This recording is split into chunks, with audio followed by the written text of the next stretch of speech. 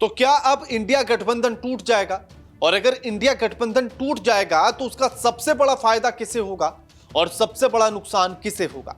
नमस्कार, मैं आपके साथ के राणा। इंडिया गठबंधन टूट जाएगा, आखिर ये चर्चा क्यों हुई है? आखिर ये बात क्यों चलने लगी है? तो इसके लिए आपको सबसे पहले उन 3 बयानों को याद करना होगा जो अभी हाल ही में दिए गए हैं, जिनमें से 8 जनवरी को दिया गया एक बयान जो आरजेडी नेता तेजस्वी यादव ने दिया, और उन्होंने कहा कि इंडिया गठबंधन का मुख्य उद्देश्य लोकसभा चुनाव में बीजेपी को हराने तक ही सीमित था। से टूटा हुआ नजर आ रहा है। कांग्रेस अलग दिल्ली चुनाव में तो पहले से ही तय था, इंडिया अलायंस जो है वो लोकसभा के लिए। उसके बाद 9 जनवरी को जम्मू कश्मीर के मुख्यमंत्री उमर अब्दुल्ला ने कहा, उन्होंने कहा कि विपक्ष एकजुट नहीं है, इसलिए इंडिया ब्लॉक को भंग कर देना चाहिए। उसके बाद अच्छा ये होगा कि इंडिया ब्लॉक के तमाम जो हिस्सेदार हैं उनको बुलाया जाए और इस पे क्लैरिटी हो। अगर ये सिर्फ पार्लियामेंट इलेक्शंस के लिए था, इसको वाइंड अप करिए। तीसरा बयान है 10 जनवरी का जो उद्धव ठाकरे ने दिया है उद्धव ठाकरे की शिवसेना के नेता संजय राउत ने दिया है। उन्होंने कहा कि अब इंडिया ब्लॉक का वजूद नहीं है, जो कांग्रेस घोषणा कर दे तो हम भी अपने अपने रास्ते चुन लेंगे। कम्युनिकेशन नहीं है, डायलॉग नहीं है, चर्चा नहीं है। इसका मतलब है इंडिया अलायंस में सब कुछ ठीक है या नहीं, उसके बारे में लोगों के मन में शंका है। पवन खेरा भी यही कह रहे हैं कि इंडिया अलायंस से लोकसभा के लिए उसके अपना मैं कोई जवाबदारी नहीं। तो बता दीजिए, जाहिर कर दीजिए कि नहीं है, तो हम अपने अपने मार्ग हम चुन लेंगे। अगर कांग्रेस पार्टी की ये भूमिका है, लोकसभा के लिए बनी थी, अब उनका कोई वजूद नहीं है, तो ऑफिशियली आप डिक्लेयर कर दीजिए। लेकिन इसी से तमाम सवाल उभरकर सामने आते हैं इन बयानों के बाद। पहला सवाल यही कि आखिर इंडिया अलायंस बनाया क्यों गया था? फिर उसके बाद यह कि आखिर इन झटकों के बावजूद लोकसभा चुनाव में इंडिया अलायंस ने बीजेपी को कैसे संभाला, यानी कि जब इंडिया अलायंस बना तब भी उसको तमाम झटके मिले, फिर भी उसने लोकसभा चुनाव में बीजेपी को कैसे रोका? 400 पार जाने की जो बात हो रही थी, और इसका फायदा नुकसान किसको होगा? इन सारे सवालों पर अब बात करेंगे। तो सबसे पहले यह कि आखिर ये इंडिया अलायंस बनाया क्यों गया था? तो याद कीजिएगा 18 जुलाई 2023 का दिन, जब बेंगलुरु में तमाम विपक्षी पार्टियां, जिनमें कांग्रेस, टीएमसी, एसपी, आप, ये तमाम पार्टियां शामिल हुई थी, यानी कि कुल मिलाकर 26 पार्टियां। नाम रखा गया था Indian national development inclusive alliance, यानी कि इंडिया। और इस कांग्रेस के अध्यक्ष मल्लिकार्जुन खड़गे को अलायंस का भी अध्यक्ष बनाया गया था। मकसद था 2024 में बीजेपी और एनडीए को सत्ता से बाहर करना, इसका यह मकसद था। लेकिन मीटिंग में ही टीएमसी की ममता बनर्जी ने यह कहा कि हमारा सारा फोकस, सारी पब्लिसिटी, सारे कैंपेन और सारे प्रोग्राम इंडिया के बैनर तले ही होंगे, यानी कि इंडिया गठबंधन के तहत ही होंगे।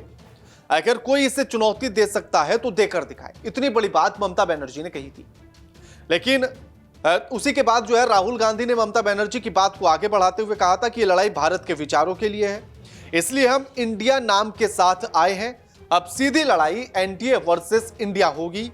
और हालांकि चुनाव से पहले गठबंधन को कई झटके लगे, जिनमें से पहला झटका इंडिया अलायंस बनने के 5 महीने बाद, यानी कि 24 जनवरी 2024 को ममता बनर्जी यह ऐलान कर देती हैं कि भैया लोकसभा चुनाव तो हम अकेले लड़ेंगे पश्चिम बंगाल में। और वो जबकि कांग्रेस पश्चिम बंगाल में 10 से 12 सीटें मांग रही थी, ममता बनर्जी ने सीट देने से इनकार किया और ऑफिशियली इंडिया गठबंधन को नहीं छोड़ा, लेकिन अकेले चुनाव लड़ा। 27 जनवरी को नीतीश कुमार झटका देते हैं। ये अटकलें शुरू हो जाती है कि नीतीश कुमार इंडिया गठबंधन छोड़ सकते हैं, और आखिर में हुआ भी वही कि वो एनडीए की गोद में जाकर बैठ गए, एनडीए के साथ हाथ मिलाया और इंडिया गठबंधन छोड़ दिया। एक बड़ा झटका, क्योंकि नीतीश कुमार इंडिया गठबंधन बनाने के सूत्रधार थे।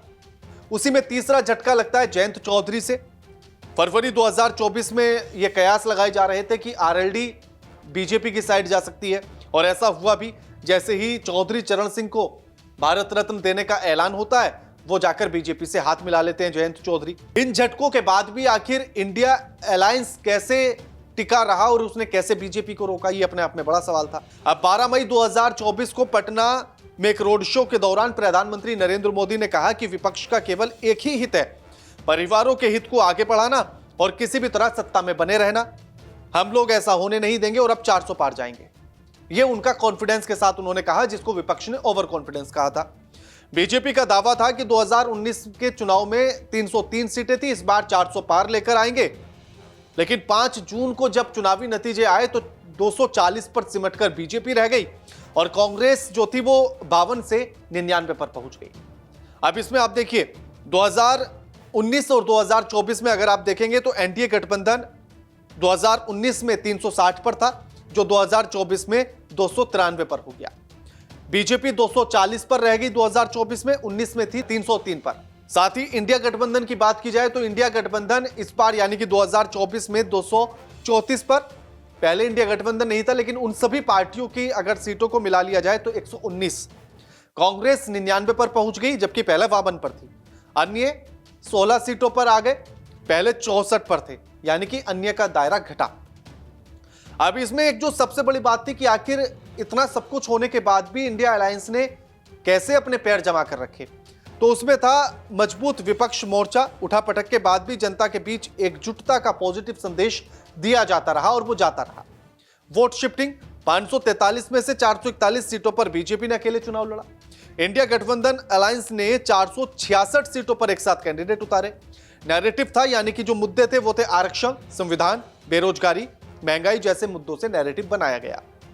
अब इंडिया अलायंस में दरार के संकेत जो है वो क्या कहते हैं उसको समझिए। अक्टूबर 2024 में हरियाणा के चुनाव, और उस समय पर समाजवादी पार्टी कहती है कि उसे भी कुछ सीटें दे दीजिए, लेकिन लोकसभा चुनाव जीतने के बाद कांग्रेस पूरे कॉन्फिडेंस में कहिए या ओवर कॉन्फिडेंस में कहिए, वो सीट देने से मना कर देती है उसकी क्षेत्रीय लीडरशिप, और जिसके चलते समाजवादी पार्टी शांत होकर बैठ जाती है। आम आदमी पार्टी ने भी लगभग सभी सीटों पर चुनाव लड़ा। कांग्रेस ने शीतकालीन सत्र के दौरान अपने सहयोगियों की सीट बदल दी। राहुल गांधी और अखिलेश यादव एक साथ बैठे हुए नजर आते थे, उनको अलग अलग कर दिया गया। अब उसके साथ ही क्या हुआ कि अखिलेश यादव ने जब अपनी नाराजगी जताई तो वो सिर्फ कहते हैं धन्यवाद कांग्रेस।